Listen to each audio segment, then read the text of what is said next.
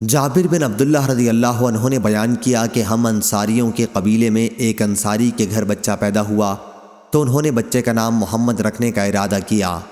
اور شعبہ نے منصور سے روایت کر کے بیان کیا ہے کہ ان انصاری نے بیان کیا جن کے یہاں بچہ پیدا ہوا تھا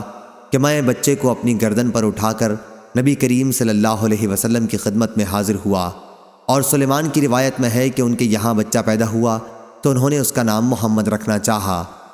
حضرت صلی اللہ علیہ وسلم نے اس پر فرمایا کہ میرے نام پر نام رکھو،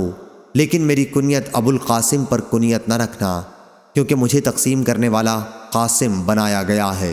میں تم میں تقسیم کرتا ہوں۔ اور حسین نے اپنی روایت میں یوں بیان کیا کہ کہا مجھے تقسیم کرنے والا قاسم بنا کر بھیجا گیا ہے، میں تم میں تقسیم کرتا ہوں۔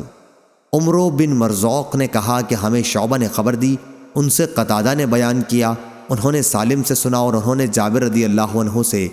کہ ان انصاری صحابی نے اپنے بچے کا نام قاسم رکھنا چاہا تو نبی کریم صلی اللہ علیہ وسلم نے فرمایا کہ میرے نام پر نام رکھو لیکن کنیت نہ رکھو۔ صحیح بخاری حدیث نمبر 3114۔